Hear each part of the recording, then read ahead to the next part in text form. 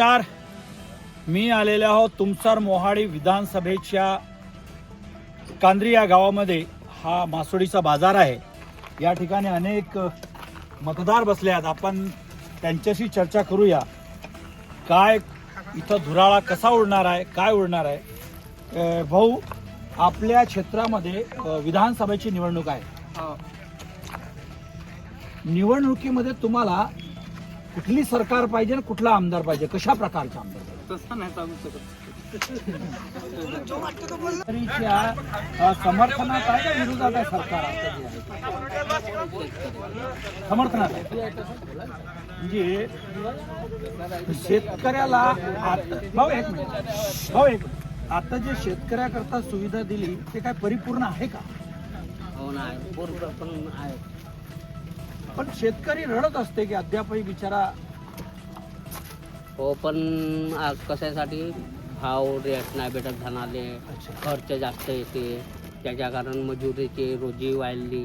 पण सरकार तो म्हणतो की आम्ही दुप्पट दाम केला, त्यांचे दुप्पट. नाही, पण दुप्पट दाम काहीच नाही. तुमच्या गावामध्ये काय माहोल आहे, कसं माहोल? या दोघाच्याही येते, दोघाच्या बी बराबर समान आहे.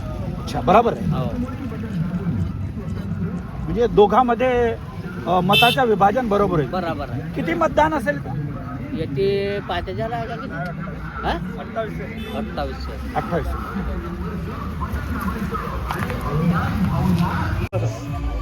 हो, तुमचं नाव काय? पुरुषोत्तम डोमाजी समृद्ध, राहणार कांद्री. काय म्हणजे सरकार तुम्हाला कशी पाहिजे? सरकार म्हणजे शेतकरी हिताची पाहिजे. कमीत कमी हर वर्षी जे नुकसानग्रस्त होते, अवकाळी पाऊस पडते, त्याच्यामध्ये शासनानं काहीतरी शेतकऱ्यासाठी ठोस निर्णय घ्यायला पाहिजे. स्थानिक आमदार रामसनी यावेळेस काही परिपूर्ण उपाय नाही झाला. पीक विमा कटला, पीक विम्याचे पैसे आमच्या शेतकऱ्याला नाही मिळाले. काही शेतकऱ्यांना ऑनलाईनच्या माध्यमातून 40-40, 50-50 हजार रुपये उचलून टाकले. इतर जे शेतकरी होते ते कामातूनच गेले. असं झालं.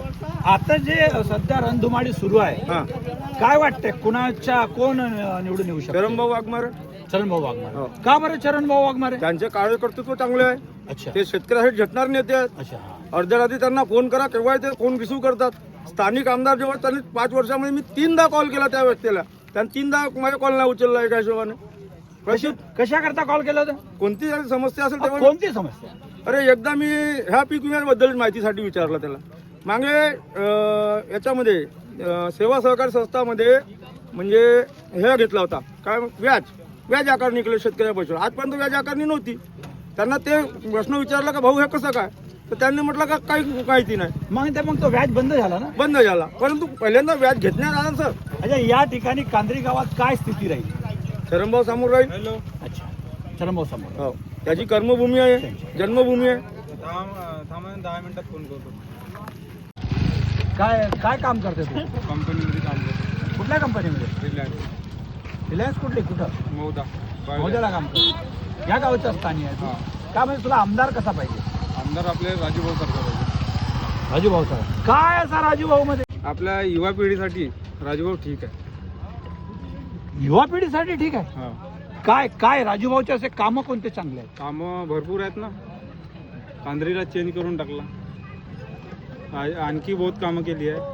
पण ही कर्मभूमी तर चरण वाघमारेची आहे. असं काही नाही राहत ना.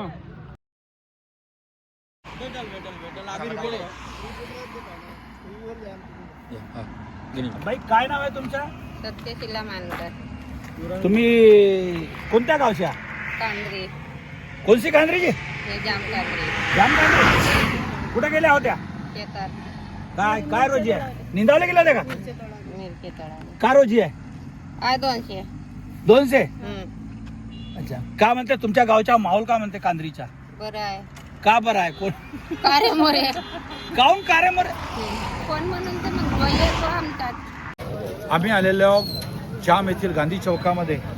हे आमचे अजय महासरी आहेत, स्ट्रीट फूडचे विक्रेता आहेत. यांच्याशी चर्चा करूया. का नाव भाऊ द्या? अजय माहेश्वरी. कुठल्या गावचं आहे तू? काय म्हणते धंदा पाणी? ठीक आहे. सरकारचा काही धोरणाचा फरक पडते का याच्यावर? नाही काय. आता जे महागाई वगैरे वाढली त्याच्या? हो, थोडा तेलाच्या. का म्हणजे गावात माहोल कसा आहे? माहोल ठीकच आहे ना. लढत कोणाकोणात राहील? चरणभाऊ म्हणजे राजूभाऊ म्हणजे पण दोघातच हो का बरं? दोघंच चालतात ना. हो दोघांमध्येच आहे का? दोघांमध्ये आपला मत कोणाकडे? आपला मत आता पाहू का बरं पाहू? 19 तारखेला. नाही तरी अशा कोणत्या आमदाराला देशील तुम्ही? जी इच्छा आहे काय? कोणत्या आमदाराला द्यायची इच्छा आहे? इकडे माहोल म्हणला तिकडे पाहूया आपण. माहोल कोणाच्या हातात?